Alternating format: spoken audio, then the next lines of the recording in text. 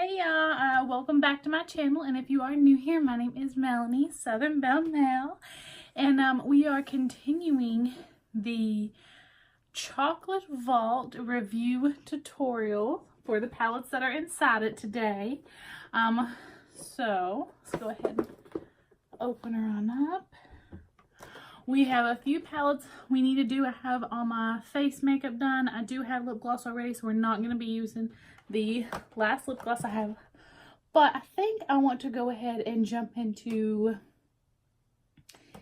either salted caramel or s'mores. Let's go ahead and eeny, meeny, miny, mo, catch a tiger by its tail. Let's let him go. Eeny, meeny, miny, mo. We're going to go ahead and go into s'mores. So we only have 4 more palettes to go through, and again I'm going to be focusing on this lip gloss when I do this palette, because I think the color of the lip gloss will really complement this palette. So yeah, let's go ahead and get started with s'mores. I'm gonna go ahead and do one eye off camera just so I can get really a feel for the look and really what I want to create with the palette. Let me go ahead and show you what s'mores looks like. Again, it's very neutrally. I think it's the most neutral in the Vault. Very browns, a little bit of orange, and a white. So definitely gonna be a neutral look today. I guess it's gonna go with my new lip and my little brown sweater that is so soft. Okay, so we're definitely gonna have a very neutral look today. Let's go ahead and see what we can come out with.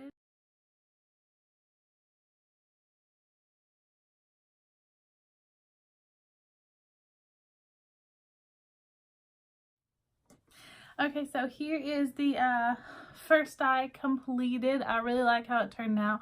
It's a little darker than what I normally do, like over the whole eye, but I really do like it. I think it's really pretty. The colors were really easy to work with. They blended well in each other.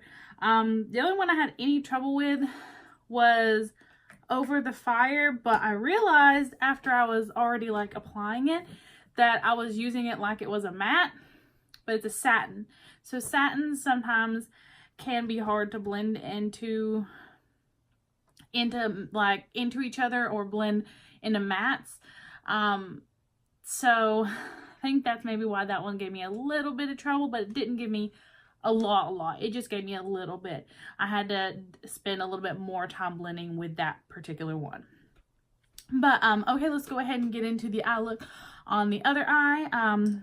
Starting with a huge fluffy brush. Any big fluffy brush will work for this one. I'm going into Gooey, which let me show you Gooey before I go ahead and put it on my eye. Gooey is this one right here. It's a very like natural shade. Basically my skin tone shade. I'm just applying that all over like the crease area, kind of to build up a little bit more coverage, and just because I was seeing exactly how dark it was, but it really is like my skin tone.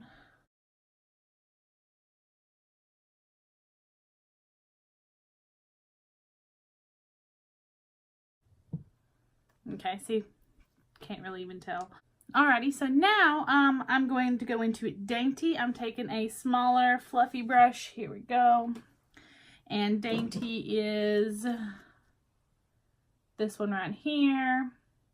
It's like a terracotta-y brown. And one thing I did, like after playing with this palette some more, because looking at it, it does look just super neutrally.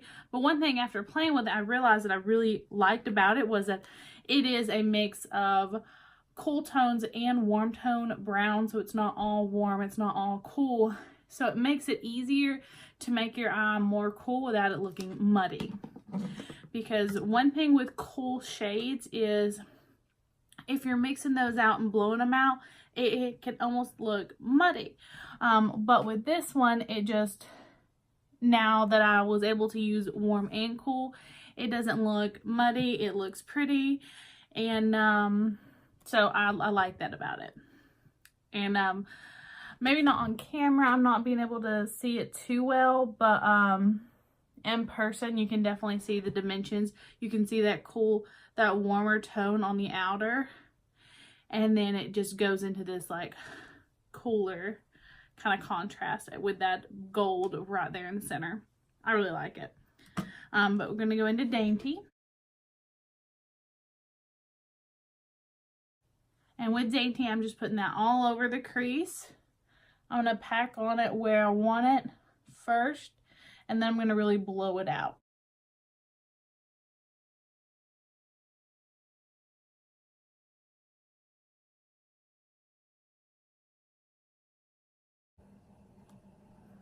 Okay, now I'm going to take the gooey brush without putting more gooey on it and just blend those together really nicely. There we go. And now again, I'm taking it slightly smaller than the brush I used for Dainty. And I'm using this one in Over the Fire. This is the one that gave me a little bit of trouble blending out. This is Over the Fire.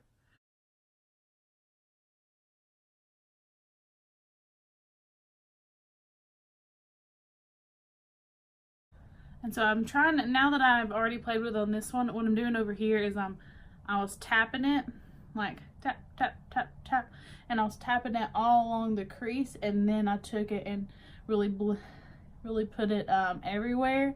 So now I'm just blending it into Dainty.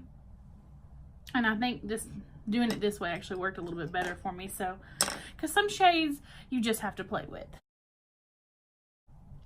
So now, after Over the Fire, we're going into an even smaller brush. And it's like a little flatter, but you can tell it's still a blending brush. And we're going into Desert. Not Desert. Dessert. Dessert. This is Dessert. And notice this one, I'm like keeping it more on my lid to that lower V.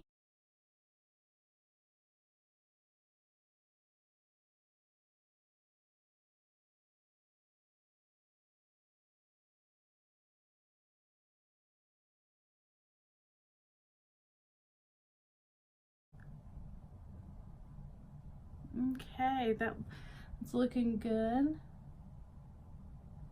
I just took whatever's left on the brush and kind of went into the crease a little bit, not too much. So now I'm going to take the brush I used for Over the Fire and just blend Dessert with it a little bit right there. That was it. That's all it took, was me going over it a few times. I just didn't want to add more dessert onto it.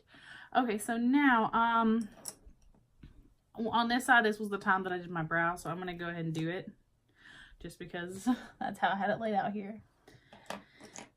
And now I'm taking a flat shader brush, skinny and fat, and I'm going into the shade Satisfy, and this one does have fallout, so be prepared for that.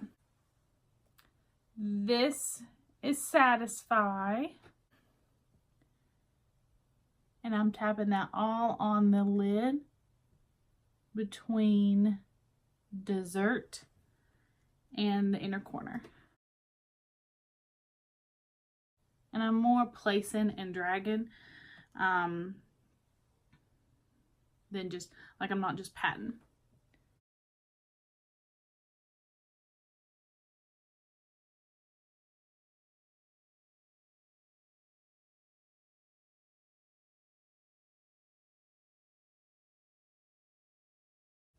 Okay, there we go. So far, really pretty.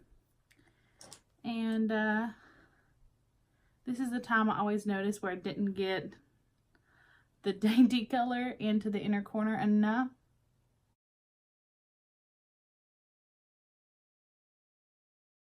There you go, fix that.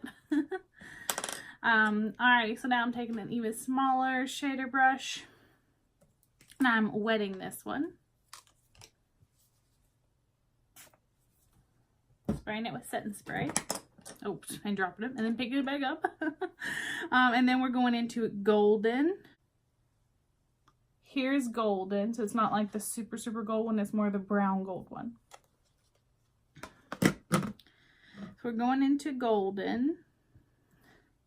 And right where my eye is, the iris and everything, I'm going to take this and just pack it on right there. Just to add a little bit more brightness to right on my eye right there. See, it's exactly what I did over here. There we go. And then also what I did was I took the brush that I used Satisfy with after I did that, and I kind of just patted around it just to make sure I'm not losing that brown shimmery shade that I really liked. Okay, so now for the bottom lash line was really easy. I took a pencil brush. This is a fatter pencil brush. And we are going into Dainty again, which is that terracotta shade.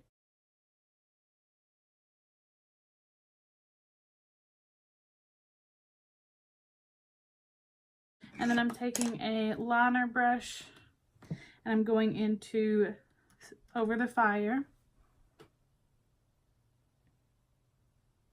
But I'm just doing Over the Fire on the outside.